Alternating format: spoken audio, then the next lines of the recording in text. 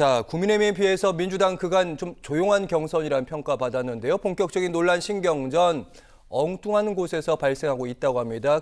21일에 저녁을 함께했습니다. 이재명 후보가 유명한 보수 논객들이죠. 먼저 첫 번째 질문은 박정환 교수께 먼저 드리기는 할 텐데 조갑제닷컴의 조갑제 대표 그리고 정규재 전 주필 얘기를 했고 뒷얘기가 이제 조갑제 대표와 정규재 주필 입을 통해서 나왔는데 이런 겁니다. 민주당 내는 극좌가 없고 지난 4.10 총선을 통해서 대부분 탈락 공천을 통해서 교체가 됐다 이미. 그리고 먹고 살기 바쁜데 무슨 인연 타령.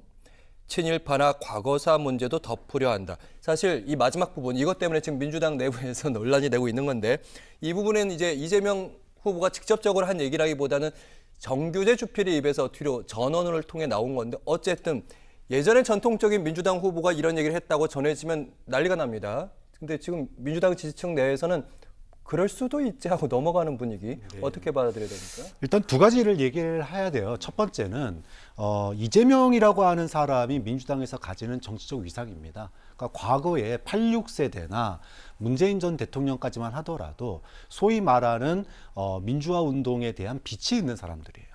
그런 점에서 진보적인 어떤 아젠다 여기서 벗어나기가 쉽지가 않았습니다. 그런데 이재명 후보는 그 전에 민주당과는 좀 다른 맥을 차지하고 있죠. 본인 스스로도 이미 나는 중도 보수다라고 이미 선언을 하신 분이에요. 즉 본인이 활동할 수 있는 공간, 본인과 함께 할 수 있는 사람들을 지난 총선을 통해서 이미 나는 중도 보수다라고 정치적 영역을 갖다가 넓혀놨고 본인과 함께 할 수 있는 사람들로 당을 다 바꿔놨습니다. 자, 그렇기 때문에 과거에 민주당의 정통적인 86그룹이나 또는 인사들과는 다른 활동을 하더라도 크게 역풍을 맞지 않을 가능성이 높다라는 거죠. 두 번째는 12.3 계엄 이후의 시대적인 요구사항입니다.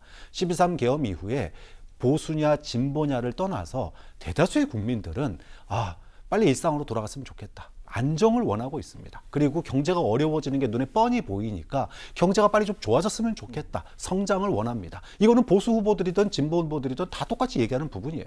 자, 그러면 안정과 성장을 갖다가 이루기 위해서는 국정 동력 확보가 굉장히 필수적이다. 즉 국민의 최소한의 다수의 국정 동력을 확보해야 되는데 이념이라든지 원칙에 너무 빠지다 보면 그런 국정 동력 확보가 어려워질 수 있습니다. 그렇기 때문에 저는 윤석열 정부가 그 오류를 범했잖아요. 본인이 이념 전쟁한다고 홍범도 장군 죽이고 이러면서 결국은 지지율이 1년도 안 돼서 몇 달도 안 돼서 반토막까지 나버렸지 않습니까? 그런 오류를 범하면 안 된다는 점에서 지금 이재명 후보가 하고 있는 소위 국정 동력 확보를 위한 어떤 스펙트럼 넓히기 이런 부분들이 민주당 내에서도 어느 정도 용인되는 분위기다. 다만 너무 유연해서 부러지면 안 되겠죠.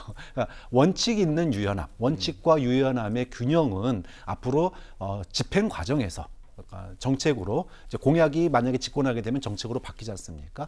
그런 과정에서 민주당 내에서 어느 정도 여당과의 조율이 있을 거다. 그런 점에서 유연함과 원칙의 조화를 갖다가 이루는 그런 정책 비전으로 나갈 가능성이 좀 굉장히 높다고 봅니다. 네, 김대현 평론가님 먹고 살기도 바쁜데 이 말에 다 모든 게 없어지는 분위기입니다. 어떻게 보고 계시는지. 저는 이재명 후보의 이 발언에 대해서 동의합니다. 공감하고. 자, 그런데 문제는 뭐냐면 우리가 저 불길한 예감은 틀린 적이 없다라고 하지 않습니까? 이재명 후보의 저는 이제 그때 섬뜩섬뜩하게 꺼내는 발언들에 놀라곤 하는데 무섭고 잔인한 정치가 예고되고 있는 게 아닌가라는 생각을 합니다. 왜냐하면 지금 이 정규재라든가 조갑재 이런 분들을 만나서 대화하고 그리고 거기서 누구나 다 납득할 만한 발언을 합니다만 그게 이재명 후보의 철학이어야 하는데 과연 그랬는가? 그게 계속 유지될 것인가? 그렇지 않죠. 항상 변하고 예측 불허죠. 그리고 박정환 교수님 말씀하신 것처럼 이재명 후보가 가지고 있는 유연성은 대단히 큰 장점입니다. 하지만 그 유연성이 과도하면 이 사람이 폭군으로 진화할 수도 있습니다.